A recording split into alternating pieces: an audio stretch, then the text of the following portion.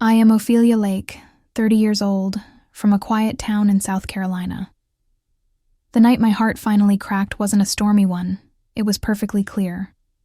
The kind of evening where you can hear cicadas hum through the thick, humid air, where families gather on porches and laughter spills through screen doors. But not mine. Not that night, because that was the night my parents hosted a family dinner and didn't invite me. I remember standing across the street from our white-paneled house, the one with the magnolia tree out front, watching the golden light flicker through the curtains. My mother's laugh, that high, proud sound, carried across the yard. I could hear the clinking of glasses, my father's voice booming, "To family! Family!" I froze there on the sidewalk, groceries still in my hands. Inside, their cars filled the driveway, my brothers, my sisters, even my aunt's old blue sedan. Everyone was there, except me. For a moment, I told myself there must have been a mistake. Maybe they forgot. Maybe I missed a text. I dug through my phone, hands trembling, but there was nothing. No message, no call. That realization hit like cold rain down my back. I stood there far too long, watching silhouettes move through the window. My father pouring wine. My brother cracking jokes. My mother smiling the smile she only saved for others. And then, through the curtain gap, I saw it. A long, polished oak table gleaming beneath the chandelier. Dishes I'd helped prepare since I was little. Her honey-glazed ham, my grandmother's casserole, and the lemon pie that used to be my job to bake. Only now, my younger sister Lydia was serving it, laughing, radiant, in the seat that used to be mine. My stomach twisted. I wanted to march in and demand answers, but I couldn't move. I just stood there, numb, as laughter drifted through the open windows, like music from another world. That was the night I realized something brutal. You can love your family deeply, but sometimes they've already decided not to love you back. I walked home in silence. My apartment was small. One bedroom, thin walls, the kind of place you could hear your neighbor's TV through. I sat on my couch, still holding the grocery bag. The milk inside was warm, the bread crushed. I don't even remember setting it down. Tears burned behind my eyes, but I refused to cry. Not yet. Because when you've been ignored your whole life, humiliation doesn't break you right away.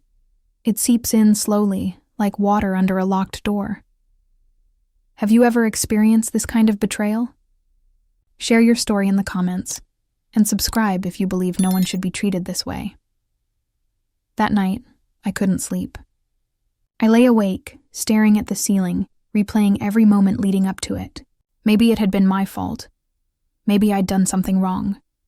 But the truth was clearer than ever. They'd been pushing me out for years. I just hadn't wanted to see it. It started after Lydia got married. My parents began introducing her as their golden child. They bragged about her new house, her husband's business, her perfect little life. Whenever I'd visit, my father would say things like, "You'll get there one day, Ophi," with that pitying smile that made my chest tighten. My mother, always careful with her words, would add, "You're just different. Not everyone's meant to settle down. Different." That word stung worse than any insult. I worked hard. 2 jobs, long hours, saving every cent while they treated me like the family embarrassment. Because I wasn't married. Because I didn't have a degree that looked good on the wall. Because I chose art instead of accounting. They loved Lydia because she made them look good. And they tolerated me because they had to. Until that night. Until they didn't even pretend anymore. The next morning, I showed up at their house. The front door was still covered in leftover ribbons from the dinner party. Balloons deflated on the porch steps. My mother answered in her robe, startled. "Ophelia, what are you doing here?" I stared at her, my voice shaking. "You had dinner last night." Her eyes flicked to the side. "Oh, well, yes. Just a small gathering." "With everyone," I said, my throat tightening. "Everyone but me," she sighed like I was being dramatic. "We didn't think you'd want to come. You're always so busy, always tired. You don't exactly fit in with that crowd." That crowd. My own family. "Mom," I whispered. "I'm your daughter." "Yes," she said softly. almost apologetically. "And we love you. But Ophelia, you make things uncomfortable sometimes. You always have something to say, or you get emotional. We just wanted a calm night." Calm. Meaning a night without me. My chest tightened so hard I thought I'd stop breathing. Behind her, my father appeared, coffee mug in hand. "Ophi, don't start drama. It was just dinner." "Just dinner?" I repeated, voice breaking. "You toasted to family." He frowned. "You're overreacting. That's what they always said when they didn't want to face what they'd done." I turned to leave, but my mother's voice stopped me. "You could try harder, you know. If you weren't so defensive all the time, maybe things would be different." I froze. "Defensive?" "Yes," she said. "You always think we're against you. Maybe you need to look at why that is." Her words sliced through me like glass. I walked away without another word. That was the last time I saw them for years. That drive home, I cried so hard I could barely see the road. My whole body shook, with anger, shame, grief. But somewhere in those tears, something changed. Something inside me broke, but something else. Woke up, because that night taught me what no one had ever said out loud. Sometimes family isn't where you come from. It's where you're going. And one day, I promised myself, they'd see exactly what they threw away.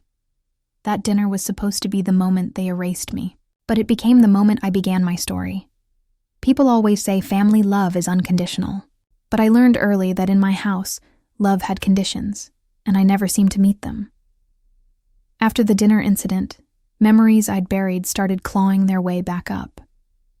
Every conversation, every look, every tiny moment I'd brushed off as nothing. Now I saw them for what they were, little cracks in the foundation that had always been there, waiting to split wide open. When I was 8, I won a small art contest at school. My drawing of our old barn had gotten first place, and I came home clutching the certificate like it was gold. "Mom, Dad, look, I won." My mother had smiled politely, the way you do when a child shows you a crayon scribble. "That's nice, honey," she said, not looking up from her magazine. Then my father had asked, "Is there a prize?" "Money?" "No," I said, my voice small. "Just this." He nodded and turned back to the TV. A few minutes later, Lydia came in from softball practice, covered in dirt, but beaming. My parents jumped up, showering her with praise. "That's my girl. You're the star of the team." That was the first time I realized love in our house wasn't about effort. It was about spotlight. Growing up, Lydia was sunshine, popular, athletic, everything they could brag about. And me? I was the quiet one, the artsy kid who read too much and didn't fit their mold. They called me sensitive, emotional, too intense. But what they really meant was inconvenient. At family gatherings, they'd talk over me. At Christmas, they'd forget my gifts or hand me something clearly rewrapped from last year. Even at birthdays, Lydia's laughter always drowned out my voice. It didn't bother me at first. I thought that's just how families were. Some people shine brighter. But as I grew older, I began to feel like I wasn't just ignored. I was erased. By the time I hit high school, the divide was undeniable. Lydia was crowned homecoming queen. My parents threw her a huge party, balloons, banners. The whole town showed up. When I graduated a year later, I got a polite dinner at a diner. My dad clapped my shoulder and said, "Good job, Ophi. You'll find your path eventually." Eventually. It became his favorite word when it came to me. Eventually you'll figure out what to do. Eventually you'll get it together. As if my worth was always pending approval. Have you ever experienced this kind of betrayal? Share your story in the comments, and subscribe if you believe no one should be treated this way. When Lydia got engaged at 22, my parents acted like they'd just been crowned royalty. My mother went on and on about the wedding. "Our Lydia deserves the best." I helped with decorations, invitations, even the dress fittings. I smiled through it all because that's what I'd learned to do. Be useful, stay quiet, stay out of the way. But at the rehearsal dinner, something inside me broke a little. I overheard my father telling one of the guests, "We're so proud of Lydia. She's the success of this family. Always has been." And then he laughed. "Ophelia's still trying to figure herself out. You know how artists are. Dreamers. Dreamers. The word was drenched in condescension. That night, I went home and cried for hours. Not because of what he said, but because deep down I realized he was right. I was still trying to figure myself out. But what hurt most was that they never gave me the space to do it. After that, I started visiting less. Every call home felt obligatory. Every visit ended in comparison. Lydia just got a promotion. Lydia bought a new house. Lydia's expecting. And then, like clockwork, they'd glance at me and ask, "So, how's your little art thing going?" They never said it out loud, but I could feel it. Disappointment. The silent kind that lingers in the room long after the words fade. So I started shrinking, talking less, visiting rarely, because every interaction reminded me I was the wrong kind of daughter. But what they never knew was that while they were busy praising Lydia's picture-perfect life, I was fighting for mine. I worked nights at a diner, painting between shifts. I submitted my work to local galleries, and though most rejections came fast, a few didn't. Slowly, I started selling pieces. Enough to pay rent. Enough to feel like maybe, just maybe, I was building something that was mine. One night, I sent my mom a photo of my first exhibition poster. It was small, just a local art center, but it meant the world to me. She replied an hour later, "That's nice, honey. But did you hear Lydia's pregnant?" That text hit harder than any insult, because it reminded me exactly where I stood, at the edge of their attention, always out of focus. Years passed like that. I built my life quietly, while theirs kept revolving around Lydia's milestones. The baby. The new house. The second baby. Every time I showed up with gifts, with love, with hope that maybe this time they'd notice me too. But they didn't. Even when Lydia and her husband started having financial trouble, my parents bailed them out instantly, sold land, lent money, offered support. When I asked for a small loan once to cover an art supply shipment, my father said, "You need to stop living in fantasy. Ophi, be realistic, be realistic." It was his favorite insult. Then came the moment I'd never forget. The event that would lead directly to the dinner that broke me. It was my mother's 60th birthday, and I'd been planning a surprise for months, a hand-painted portrait of our family farmhouse. I spent nights layering colors, every brushstroke filled with love I shouldn't have still had. When I finally gave it to her, she unwrapped it, stared at it blankly, and said, "Oh, Ophelia. It's beautiful, but it doesn't really match the living room." Then she set it aside, not to admire it. Just aside, Lydia handed her a gold necklace right after, and my mother cried. Tears, hugs, photos. My painting sat in the corner, forgotten. That night, I drove home with an ache that settled deep in my chest. I didn't know it then, but that moment was the final rehearsal, the prelude to the night they'd have their perfect dinner without me, the night they'd erase me completely. I used to think being ignored was mercy. That silence was safer than cruelty. But I was wrong. Silence can bruise too. And when you've spent your life being unseen, one day, that invisibility turns into rage. That rage became my fire, and soon, they would feel its heat. There's a moment when pain stops being quiet, when it turns from ache to thunder. For years, I'd been the good daughter, the understanding one, the one who smiled through the sting. But everyone has a limit, and mine came the week after that family dinner I wasn't invited to. I remember waking up and realizing something strange. I wasn't sad anymore. I was angry. Not the kind of anger that burns hot and fast, but the kind that simmers low and steady, building pressure until it changes you. I went through my week like a ghost. At work, my coworkers laughed and talked about their weekend plans, and I smiled on cue. No one noticed how detached I felt. When you spend your life pretending, it becomes second nature. But that Thursday night, everything cracked. I was in the grocery store, the same one I'd stopped at before that dinner. I reached for a carton of eggs, and a woman nearby said, "Oh, you're one of the Lakes, aren't you? I saw your parents' pictures from the family dinner on Facebook." "Lovely evening," I froze. The photos were online. When I got home, I opened my phone, my hands trembling. There it was, post after post. My parents smiling, arms around Lydia and her husband. Laughter, candles, speeches. One caption read, "So blessed to have the whole family together." The whole family. I felt my heart drop into my stomach. I scrolled faster, each photo like a slap. Lydia's kids, my cousins, even my aunt, the one who used to call me her second daughter, everyone smiling. Everyone pretending I didn't exist. I don't remember throwing my phone across the room, but I remember the sound it made when it hit the wall. Sharp. Final. Then came the scream. Raw. From somewhere deep I didn't know existed. I sank to the floor, my breath breaking in gasps. How do you grieve people who are still alive? Because that's what it felt like. Grief. Not just for them, but for every version of myself that had begged for their love. Have you ever experienced this kind of betrayal? Share your story in the comments, and subscribe if you believe no one should be treated this way. When I woke the next morning, my eyes were swollen, my throat sore.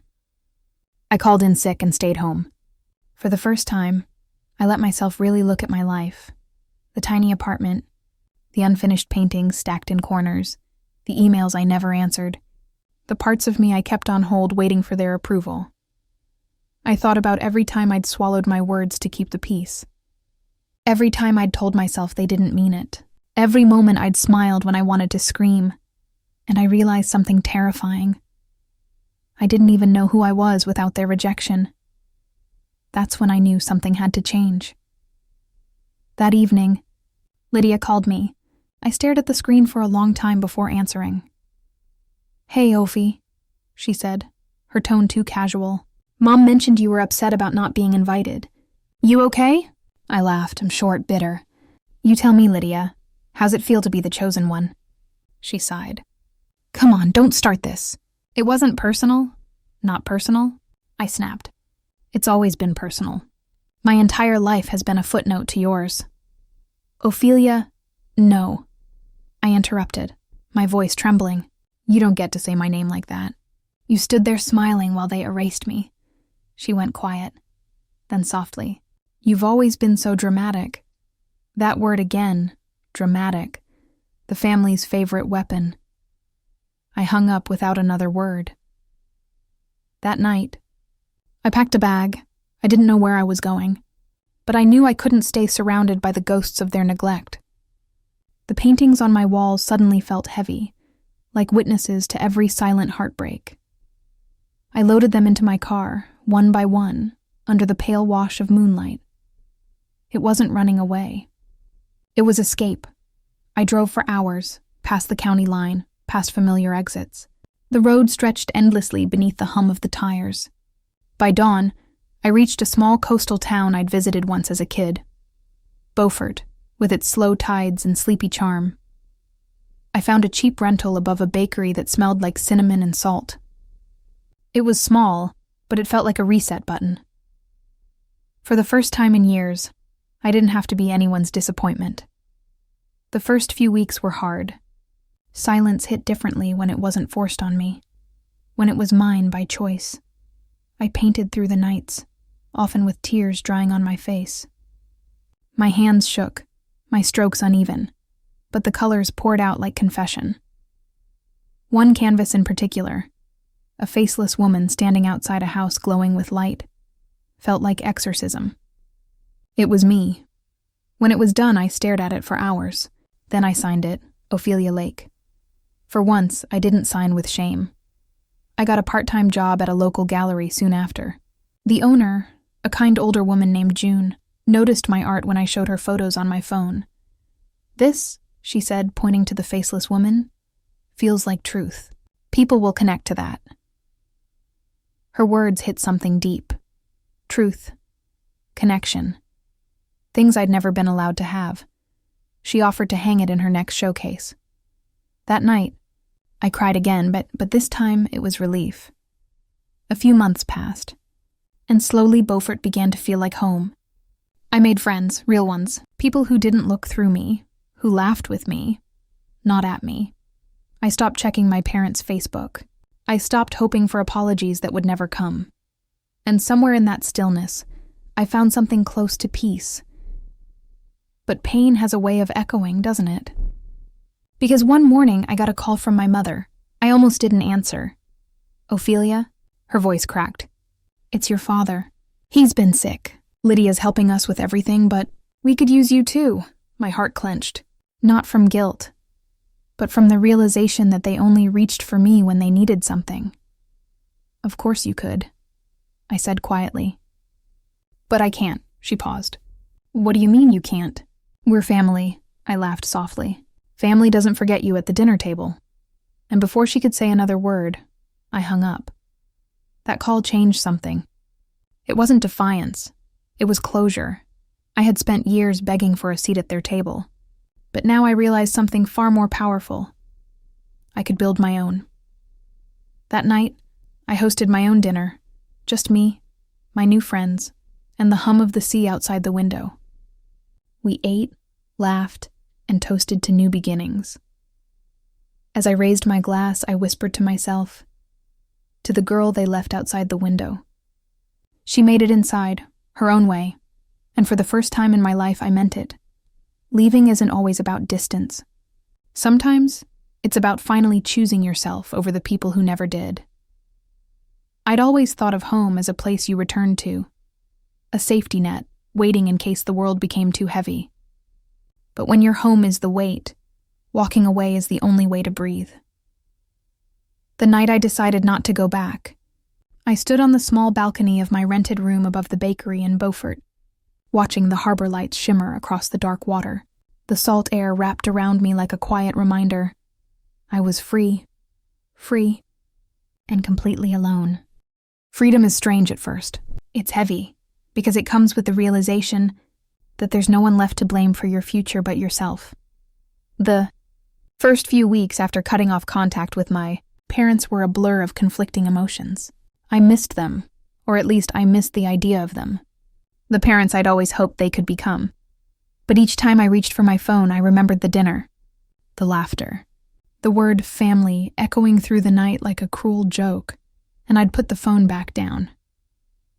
I threw myself into work at the gallery. June, the owner, treated me like an equal, not an employee. "You have something rare," she said one day, watching me hang a new canvas. "You paint like someone who's seen both heaven and hell, and lived to tell about it." I smiled faintly.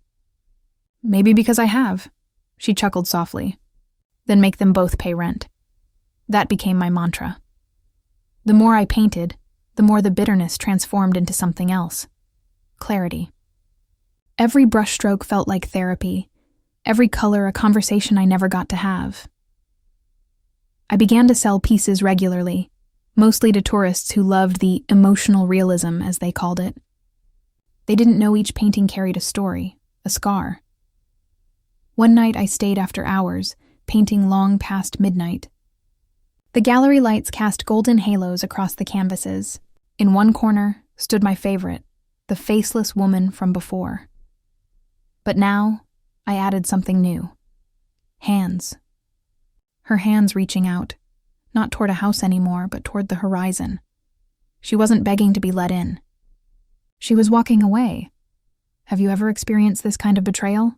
Share your story in the comments, and subscribe if you believe no one should be treated this way. Months passed quietly. I built routines. I learned to enjoy solitude. Then one day, June approached me with a nervous smile. "Ophelia, how do you feel about exhibiting your own collection?" My heart stopped. "My own?" She nodded. "You've earned it. I've been showing your work to a few curators. They want to feature your art at the regional showcase next month." For a moment, I couldn't speak. The girl who once stood outside her own home, invisible to her family, was now being seen by strangers and celebrated. I hugged June tightly. "Thank you. Don't thank me," she said. "You did this yourself." That night I cried, not from sadness, but from the quiet shock of being valued. The weeks leading up to the exhibition were a blur of preparation, framing, titling, writing short descriptions for each piece. One painting stood out, the faceless woman with outstretched hands. I titled it, Leaving Home. As I wrote the description card, I paused over the last line. I wanted it to say something honest. Finally, I wrote, "Some doors don't close behind you. They lock to remind you never to go back." The night of the showcase was electric. The air buzzed with conversation and the scent of champagne. I wore a simple black dress, confident, composed, unrecognizable from the Ophelia who once cried outside her parents' window. When the guests began arriving, June guided me through the crowd, introducing me to collectors, journalists, and other artists. Cameras flashed. People murmured words like raw, real, and moving. For the first time in my life, people weren't just seeing me. They were seeing through me, straight into the story I had painted. Halfway through the night, a familiar voice froze me in place. "Ophelia?" I turned slowly. "Lydia." She stood there wearing a pearl necklace, and that same polished smile she'd inherited from our mother. "What are you doing here?" I asked, my voice low. She shrugged, pretending casual. "Mom saw a post about your exhibition online.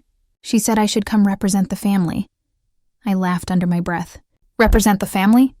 That's rich." Her smile faltered. "Ophelia, please. They're proud of you, are they?" I said softly. "Or are they just shocked I made something of myself without their approval?" She looked down. "You've always thought the worst of them." I stepped closer. "No, Lydia. I just stopped pretending the worst wasn't real." Her eyes shimmered, and for a brief moment I thought I saw guilt. But then she straightened, fixing her perfect posture. "You're still so dramatic," I smiled thinly, "and you're still their echo." After she left, I stood by the painting of Leaving Home, watching strangers study it with quiet awe. One woman turned to me and said, "This piece, it feels like freedom." I nodded. "It is, because that's what leaving really was. Not escape. Not rebellion. Freedom." Later that night, after the event ended and the last guests had gone, I stayed behind, barefoot on the gallery floor. June came up beside me, holding 2 glasses of wine. "To new beginnings," she said, handing me one. "To freedom," I replied. She smiled. "And to family, the kind you choose." Her words hit me harder than I expected. Because she was right. The people in that gallery, June, my colleagues, the friends who showed up to cheer for me, they were my real family. The kind who didn't demand perfection. The kind who showed up without conditions. That night, I went home to my little apartment by the sea. I took off my shoes, sat on the floor, and watched the moonlight spill across the walls. My phone buzzed once. A message from an unknown number. "Your art is all over social media. Mom and Dad are showing everyone your pictures. They're saying how proud they are. Lydia." I stared at the screen, then laughed quietly. Of course they were proud, now that the world was watching, but they didn't understand. This success wasn't theirs to celebrate. It was built on every moment they made me feel small. They had given me rejection. I had turned it into recognition. Before bed, I took one last look at my painting of the woman walking away. She looked free, untouchable. And for the first time in my life, I saw myself in her completely. As I turned off the light, I whispered into the quiet. Maybe some homes are meant to be left behind, so we can finally build our own. Silence has weight. It's not empty.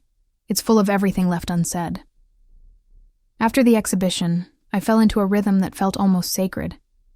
My days were filled with light, the kind that came through paint-streaked windows and smelled like turpentine and ocean salt. For the first time in years, I wasn't chasing approval. I was creating from peace, not pain. And for a while, that was enough. My work caught the attention of a larger gallery in Charleston. They invited me to submit a full collection for a summer showcase. June nearly screamed when I told her. "Do you realize what this means, Ophelia? You're stepping into the big leagues." I smiled, half in disbelief. "I guess the world got tired of ignoring me." She squeezed my hand. "No, the world just needed time to catch up." That night, I walked along the pier alone, watching the lights flicker over the water. I should have been ecstatic, But deep down, something restless stirred. Because success doesn't erase old wounds. It just exposes where they still ache. The following weeks were quiet, almost too quiet. I hadn't heard from my family since the night Lydia appeared at my show. At first, I thought the silence was mercy. Finally, no more guilt, no more comparisons. But silence has a way of echoing, of making you wonder what's happening on the other side. I didn't check their social media for months. Then one morning, curiosity betrayed me. The first thing I saw was a picture of Lydia and her husband standing outside my parents' house, a for sale sign planted in the yard. My heart skipped. They were selling the house. The same house where I'd stood outside that night, watching them toast to family. The caption under the photo read, "New beginnings for the Lakes. Moving closer to the city for a fresh chapter." I almost laughed. Because if there's one thing my parents loved, it was pretending everything was perfect, even when it was falling apart. Have you ever experienced this kind of betrayal? Share your story in the comments, and subscribe if you believe. No one should be treated this way. I found out the truth a week later from a mutual acquaintance, an old neighbor, who came to one of my shows. "Your father's business went under," she said gently. "Something about bad investments. They lost a lot. Had to downsize."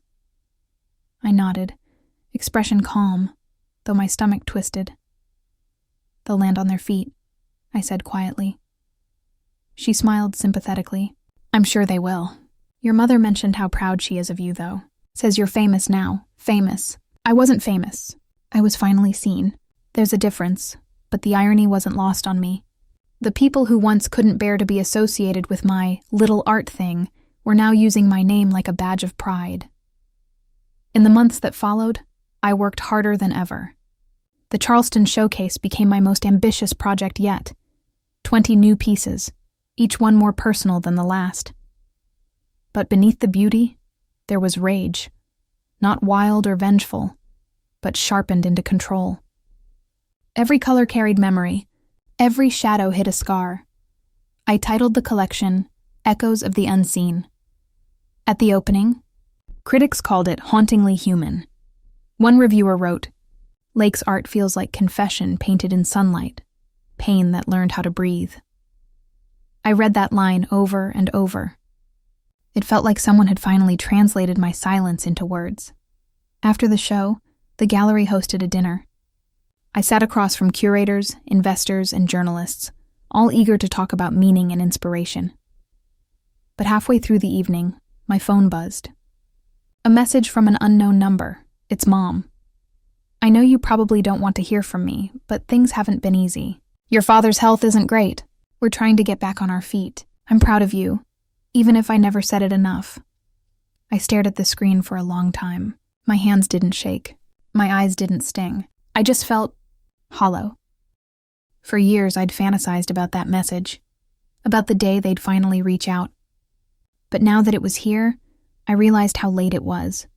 Pride without presence is just guilt in disguise. I didn't reply. Not out of cruelty, but because some doors, once closed, are meant to stay that way. Still, the silence afterward felt different, heavier, more final. There were moments when I'd catch myself wondering what they were eating for dinner. Whether my father still watched the news with his coffee. Whether my mother still wore her hair in that neat bun she'd never let me touch as a kid. But then I'd remind myself, they made their choices, and so did I. A few months later, I got an invitation in the mail, Lydia's son's birthday party. At first, I thought it was some kind of joke. But there it was, handwritten in my sister's looping script. "Would love for you to come, Ophi. It's been too long. Mom and Dad will be there. They miss you." I read it twice, then set it on my desk. Part of me wanted to go, to show them the woman they underestimated, the success story they'd tried to erase.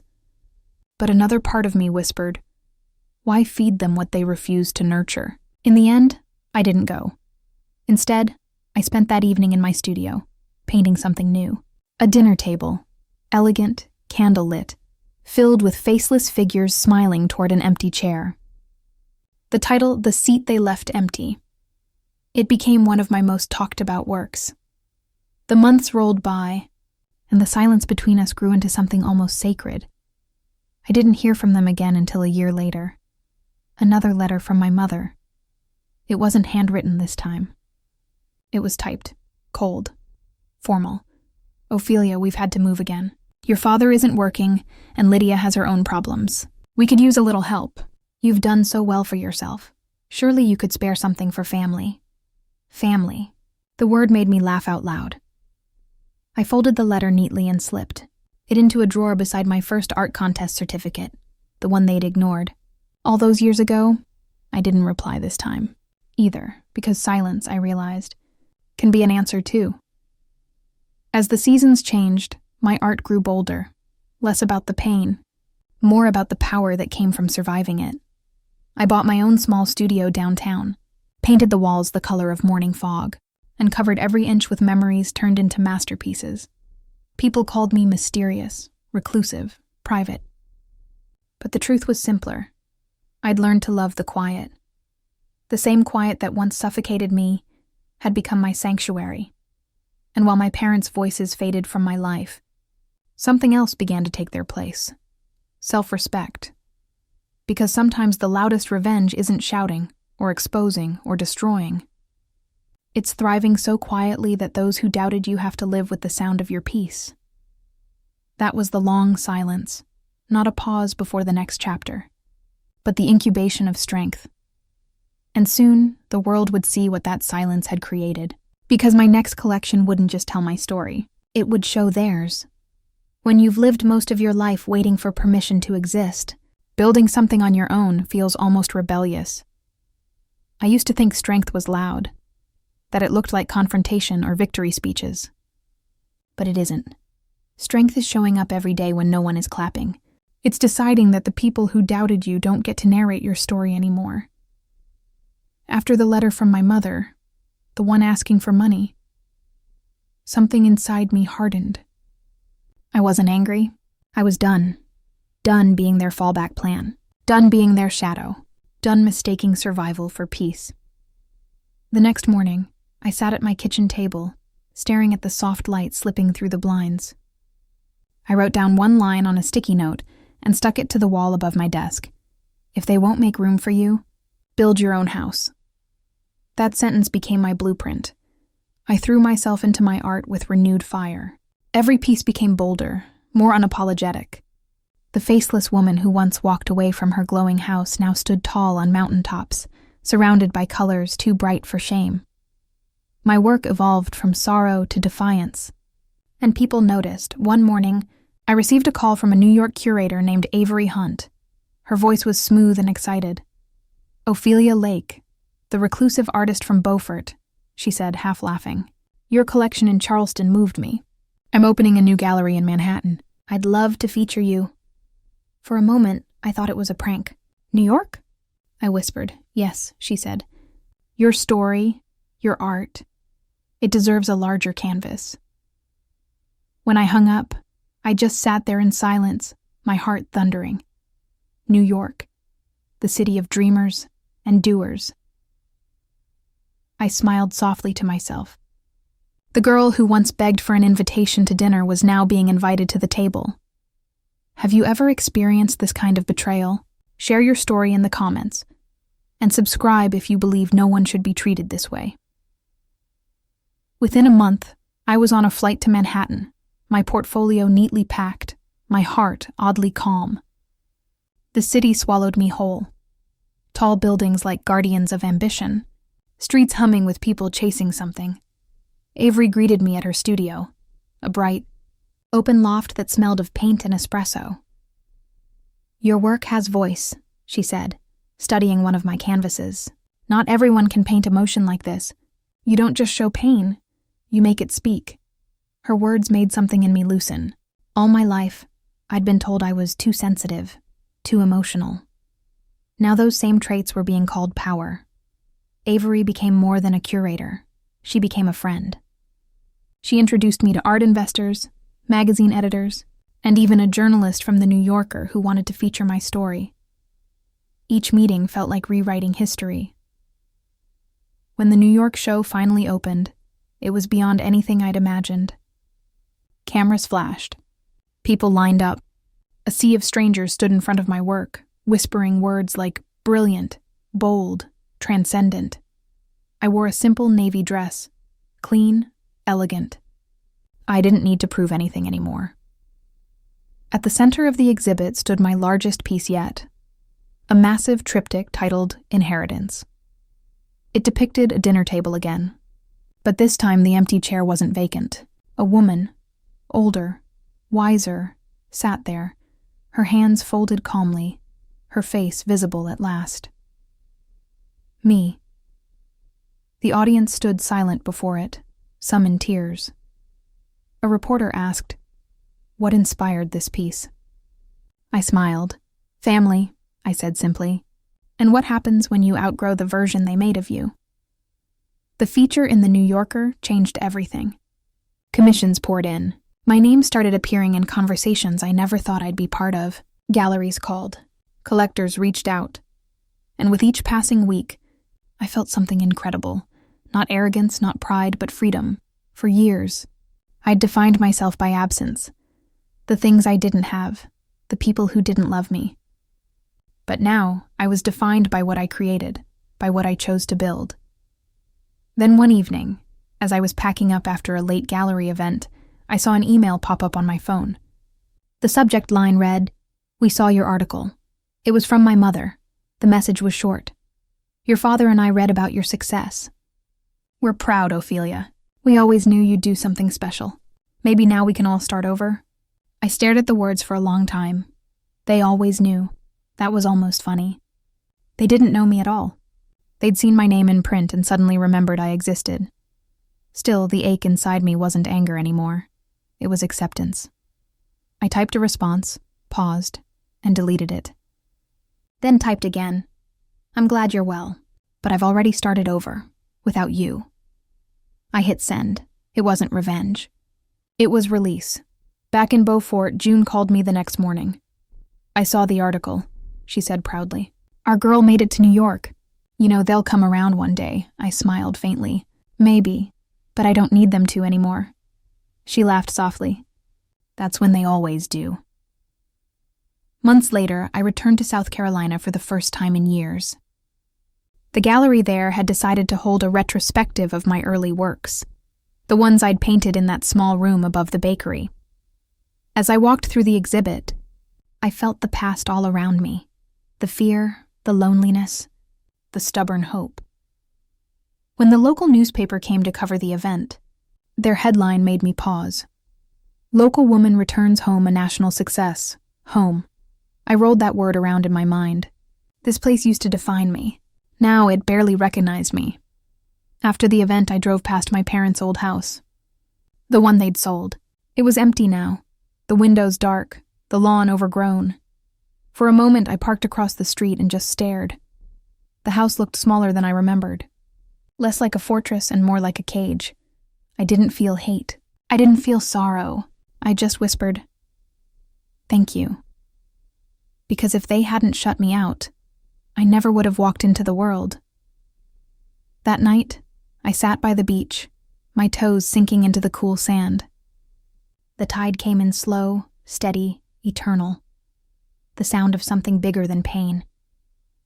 I realized then that I had built everything they told me I couldn't, and I had done it without asking for permission. I thought back to that little girl standing outside her family's dinner, unseen and unwanted. If she could see me now, she'd smile, because she finally got her seat, not at their table, but at her own. I took a deep breath, feeling the night air fill my lungs. This was my life now, my creation, my empire, my peace, and somewhere I knew the silence between me and my family was growing louder for them than it ever had for me. They'd taught me invisibility. I'd turned it into invincibility. Revenge doesn't always come with fire and fury. Sometimes it arrives quietly, in applause that echoes louder than all the laughter that once mocked you. It had been almost 3 years since that family dinner I wasn't invited to.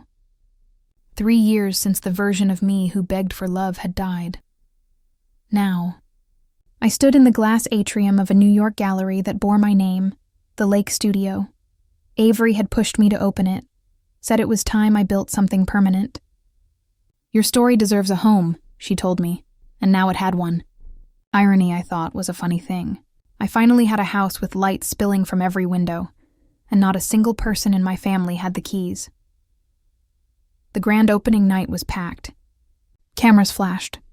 My art, once dismissed as a hobby, now sold for more than my father's annual salary back when his business still stood. "Ophelia Lake," a journalist said, extending a hand. "You've become a symbol of resilience. How does it feel to come this far?" I smiled softly. "It feels like closure." A small crowd nearby clapped at that line. Closure. The word tasted sweet on my tongue.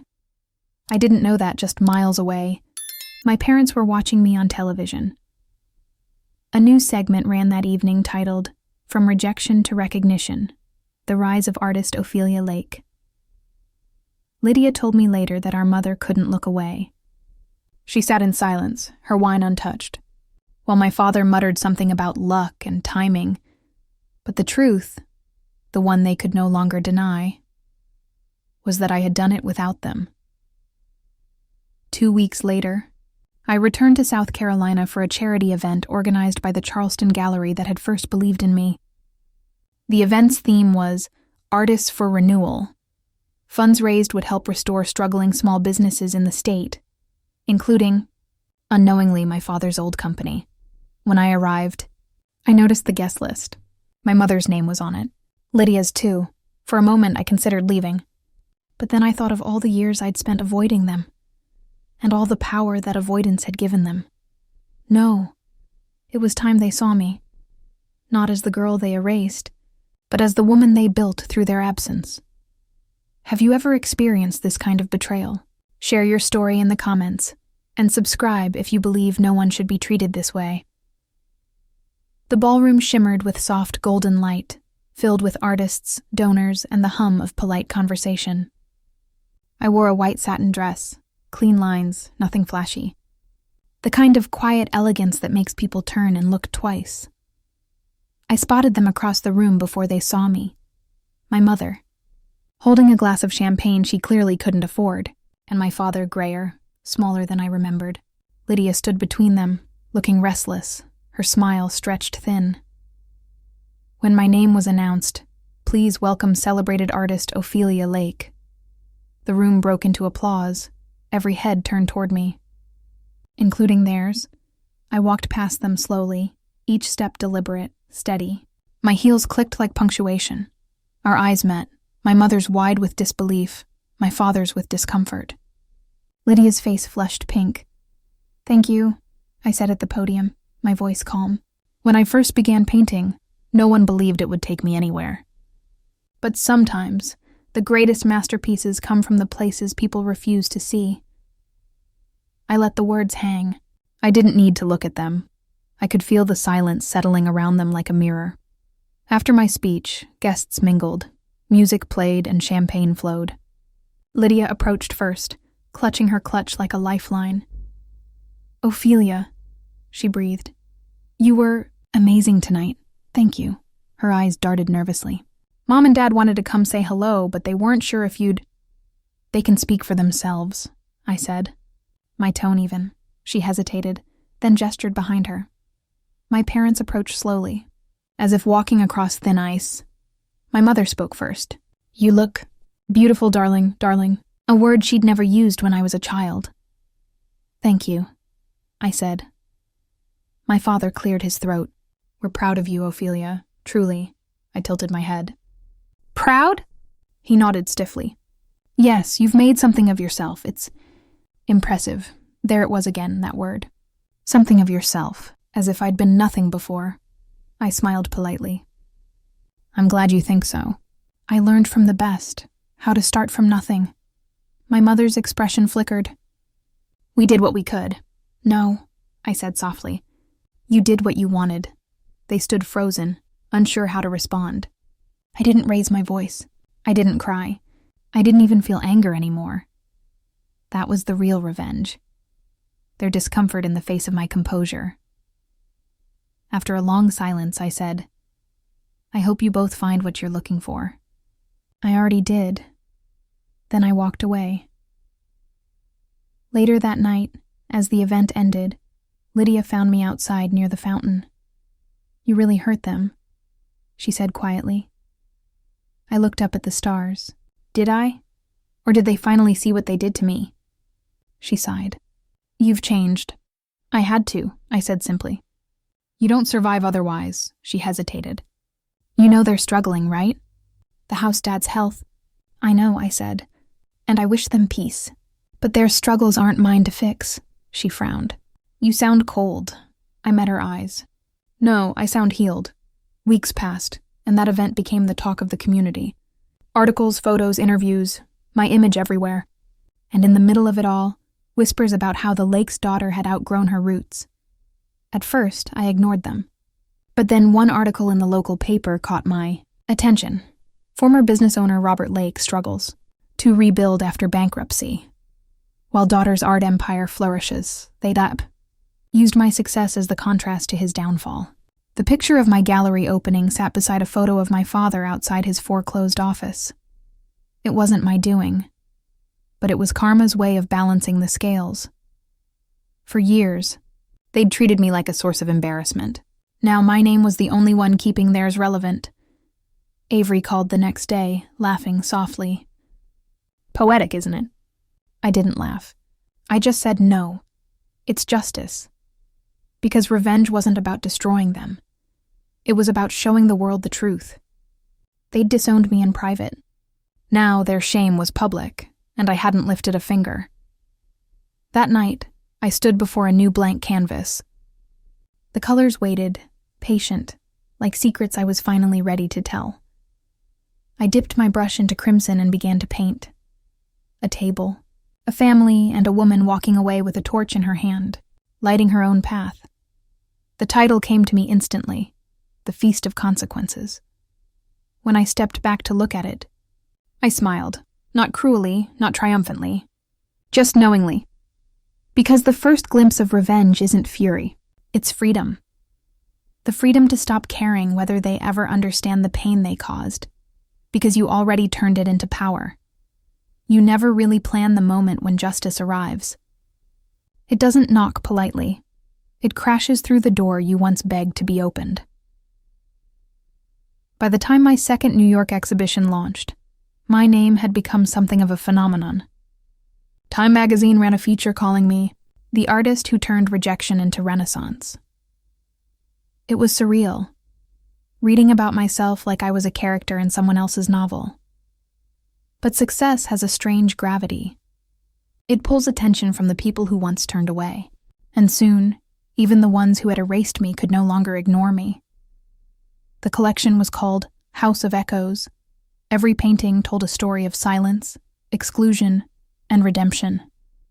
One piece stood out, a massive canvas that depicted a glowing dinner table surrounded by shadowy figures.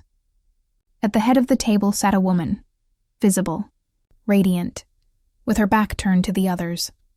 I called it The Uninvited. Critics praised it as a masterpiece of emotional reclamation. They didn't know it was my family's story in paint. Every brushstroke carried their names without needing to spell them. On opening night, the gallery was overflowing. Press, collectors, celebrities, the kind of crowd that once felt like a fantasy. I stood beside Avery, who whispered, "You've made it, Ophelia. This is your legacy," I smiled faintly. "Not legacy," I said. "Reckoning, because that's what this was. Not revenge through cruelty, but through truth." A week after the show, my assistant forwarded me an email. Subject line, "A request for an interview."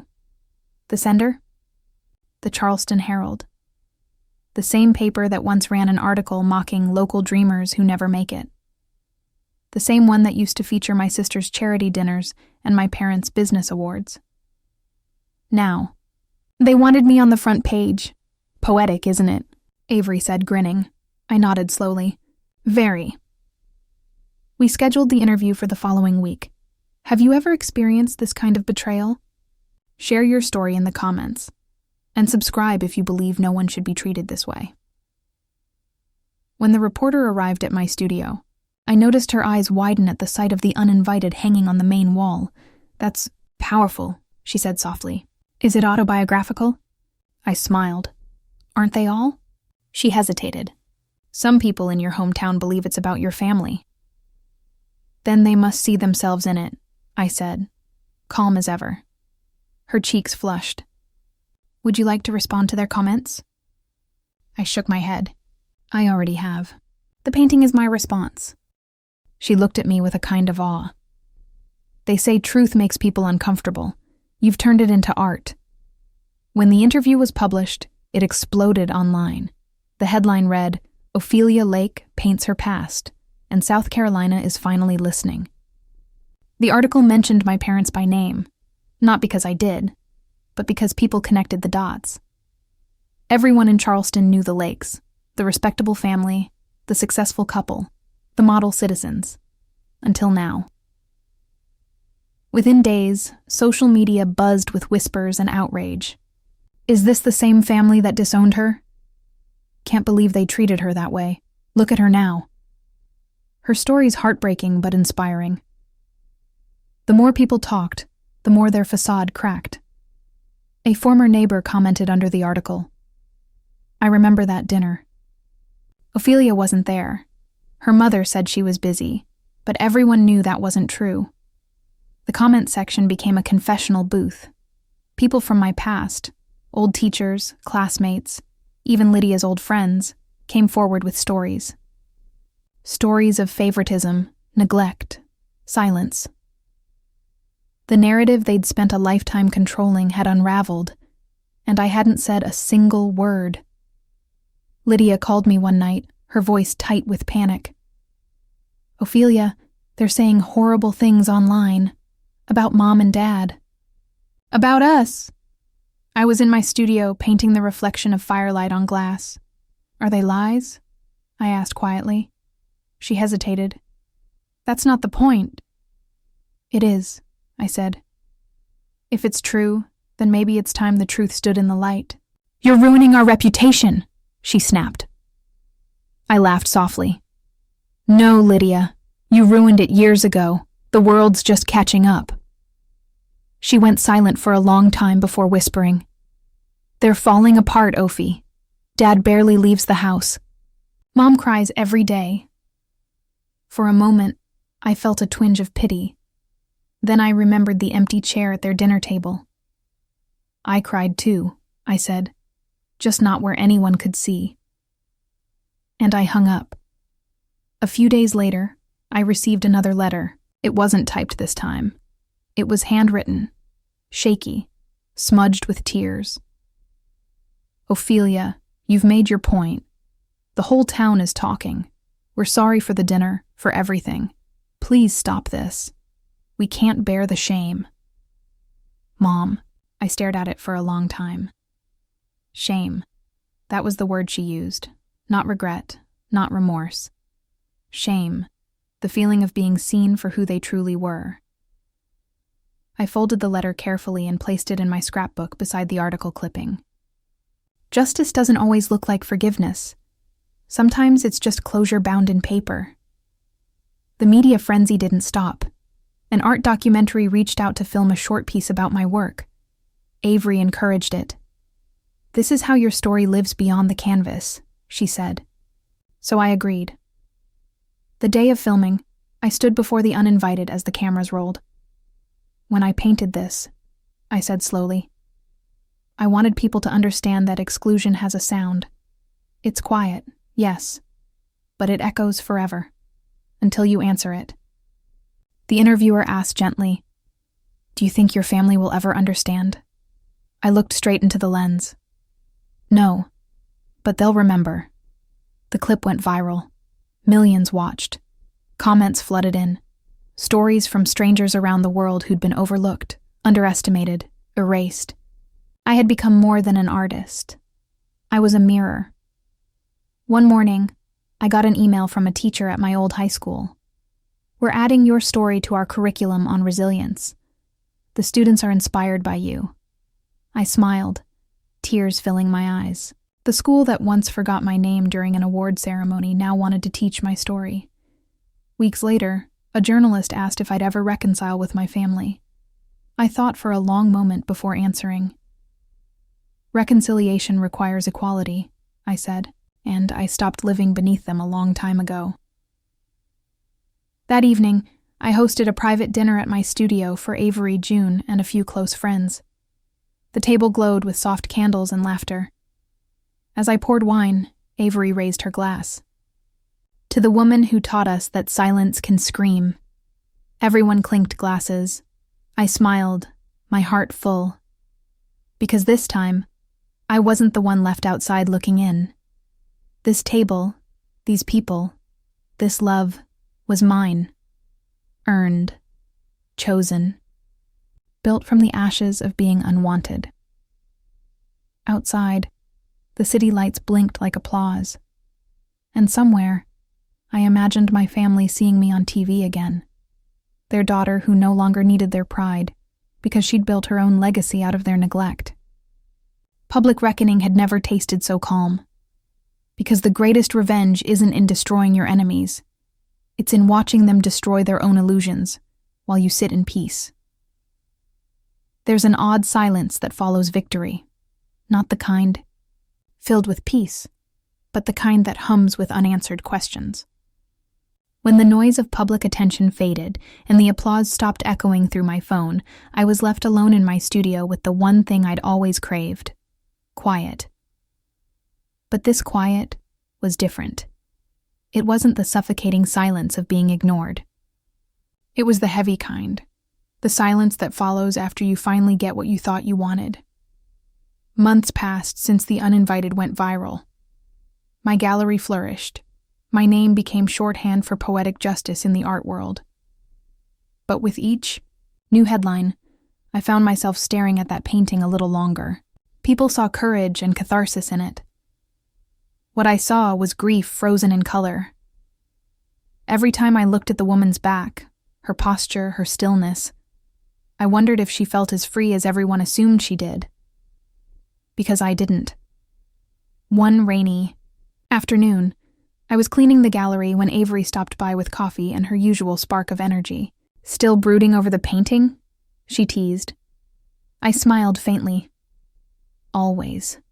She tilted her head. "You've achieved everything you dreamed of. What's left to think about?"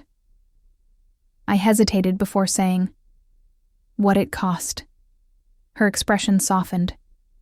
The quiet consequence."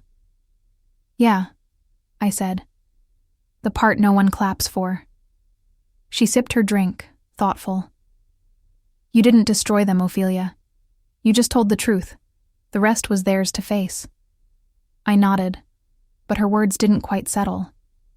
Because deep down, I wasn't sure if I wanted destruction or understanding, and which one hurt more to live without. Later that night, I walked through the city alone. The rain made the streets glisten, reflections shimmering like ghostly brushstrokes. I passed a restaurant window and froze. Inside, a family was eating dinner, parents laughing, a little girl twirling spaghetti, everyone smiling at the same rhythm.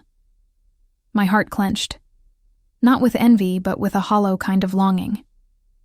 I'd painted so many versions of that table, haunted it, dissected it, avenged it, but I'd never truly sat at one that felt like home. Have you ever experienced this kind of betrayal? Share your story in the comments, and subscribe if you believe no one should be treated this way. The next morning, I received an unexpected email. Subject line: "We're in New York." It was from Lydia. "Mom wanted me to reach out. We're here for a few days. Dad's health isn't good. She keeps saying she'd like to see you. Even for a minute." For a long time, I just stared at it.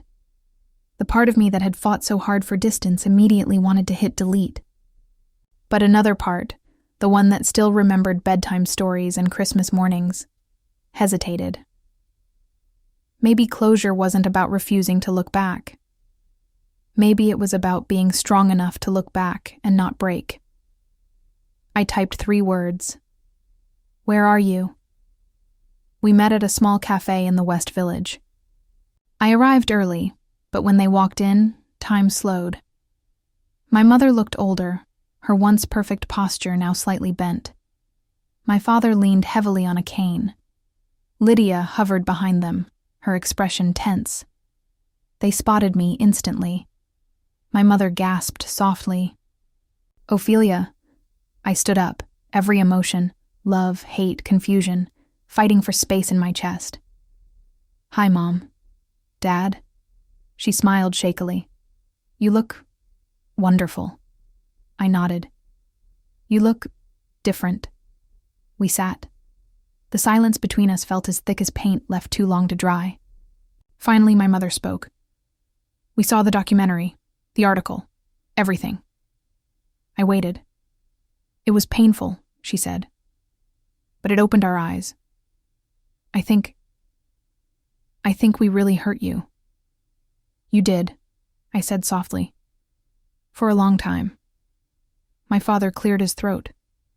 "We didn't mean to—" "Intent doesn't erase impact," I interrupted gently. He looked down. "You sound just like your mother when she's right." For the first time in years, a small, genuine smile tugged at my lips. We talked for hours.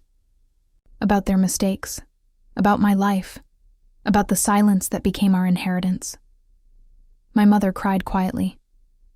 Lydia kept apologizing, over and over, until I finally reached across the table and squeezed her hand.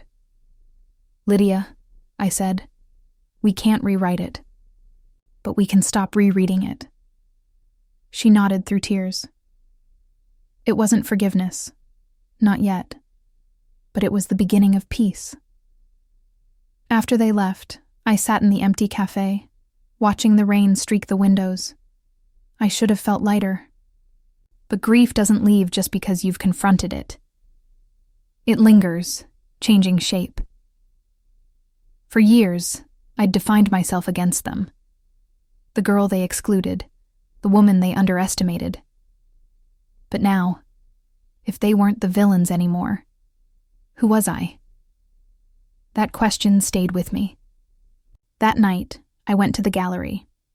I turned off the lights and stood in front of the uninvited. The painted woman, once radiant in defiance, suddenly looked lonely. Her back straight, but her shoulders heavy, like she carried not triumph, but truth. I touched the canvas lightly, my voice a whisper. "We made it, didn't we?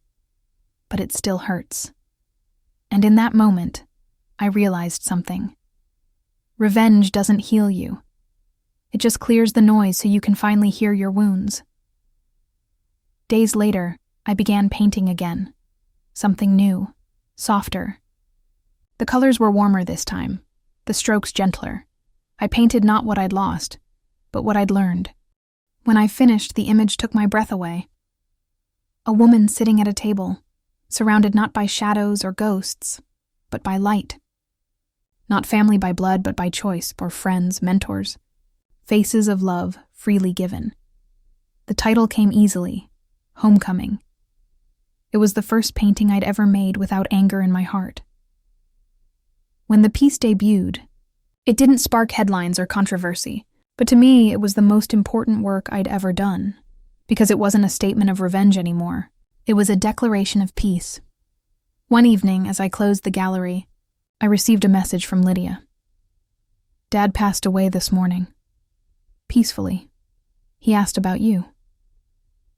I sat down, the words sinking in like waves. There were no tears, just a quiet ache. Then another message came through. "Mom said she's proud of you." For real this time. I stared at the screen, then whispered, "I know," because for once, I didn't need to hear it to believe it. That night, I stood on my balcony overlooking the city, the lights twinkling like scattered memories. I thought of everything I'd lost and everything I'd gained. The girl I'd been, the woman I'd become. And though there was sorrow, there was also gratitude. Because pain had sculpted me. Silence had taught me, and even regret I realized, could coexist with peace. The truth is, not all stories of revenge end with fireworks. Some end with a deep breath, and the simple relief of finally being free. People think closure comes when others apologize. But real closure comes when you stop waiting for it. It had been months since my father's passing. The funeral came and went quietly. I didn't attend. Lydia sent me photos, messages, even a voicemail saying Mom kept looking toward the door, as if expecting me to walk in. I didn't. Not out of cruelty, but because I'd already said my goodbyes years ago, to the version of them I used to need. Still, that night, I lit a single candle in my studio and whispered, "Rest, Dad." The flame flickered once, like acknowledgement, and then I moved on. Life slowed down after that. My gallery still thrived, but I began taking fewer commissions. The chaos of success had started to feel less like freedom and more like noise. So I moved again, this time to a quiet coastal town in Maine. A house with tall windows, sea wind in the curtains, and an old oak tree that leaned like it was listening. I called it Solace House. It was the kind of home I used to imagine as a child, not grand or crowded, just peaceful. A place where I didn't have to earn belonging. One morning, while unpacking, I found an old sketchbook buried under a pile of canvases. Its cover was torn, the pages yellowed. Inside were my earliest drawings. Shaky, clumsy, full of hope. One sketch stopped me cold. It was of a dinner table. My family, everyone smiling. And me, drawn smaller, at the corner, half erased. I traced the faded pencil lines with my fingers and whispered, "You don't have to sit there anymore." Then I tore out the page, walked to the shoreline and let the wind take it. It danced above the waves for a moment, before disappearing into the sea. That was the last piece of the past I ever released. A few weeks later, June called from Beaufort. "Your mother came by the gallery today," she said gently. She looked frail. "She asked me to give you something." I froze. "What?" "A letter." She mailed it the next day. When it arrived, I stared at it for hours before opening it. The handwriting was uneven, shaky. "My dearest Ophelia, I don't know where to begin. You were right. We wanted control, not connection. I thought love meant perfection. You taught me that love is letting people be who they are, not who you wish they'd become. I've watched you become everything I couldn't be. Brave, honest, free. I'm sorry it took losing you to see that. If we never meet again, know that I am proud of you. Not for your success, but for your peace. Love always, Mom." By the time I finished reading, tears had blurred the ink. It wasn't redemption, but it was real. I folded the letter carefully, placed it beside my father's photo, and whispered, "You both finally saw me." That night, I couldn't sleep. I walked to the beach barefoot, the sand cool beneath my feet. The ocean murmured like an old friend. As I stood there under the moonlight, I thought about the journey, how pain had been my compass for so long. Now, standing in the calm, I realized something. I wasn't defined by what they did to me. I was defined by how I survived it. And survival, when done with grace, becomes art. Have you ever experienced this kind of betrayal? Share your story in the comments, and subscribe if you believe no one should be treated this way.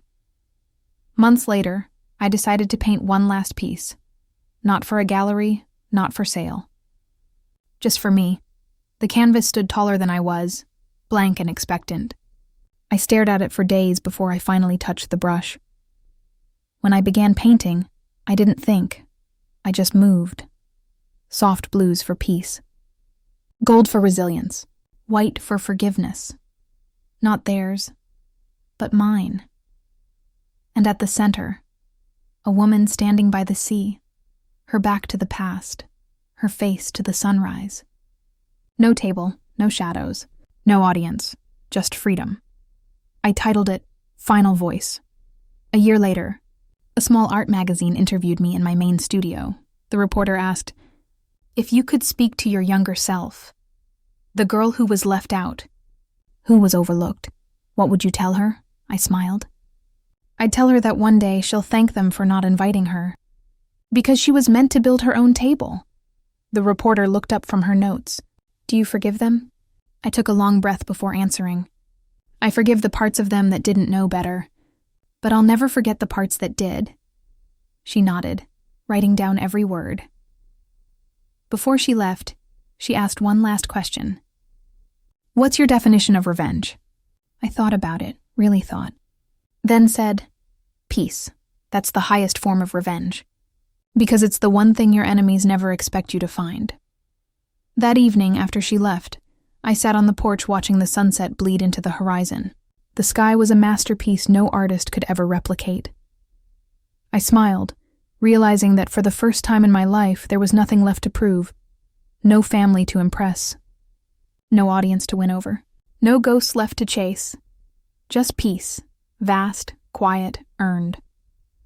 A week later, June sent me a photo.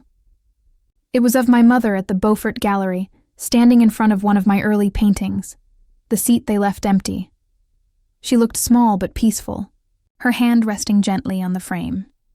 She visits often, June wrote. She doesn't say much, but she always smiles. I didn't reply. I just sat with it, that strange, bittersweet symmetry. Life had a way of circling back, but this time it didn't hurt. It healed. That night, as I cleaned my brushes, I whispered aloud. Maybe to the ocean. Maybe to the girl I used to be. You did it. You survived being unseen long enough to see yourself. And for the first time, I didn't need to hear anyone else say it. And if my story resonated with you, please like, subscribe, and share it with someone who might need to hear that they too deserve respect and unconditional love. Because sometimes, the closure we seek from others is really the forgiveness we owe ourselves.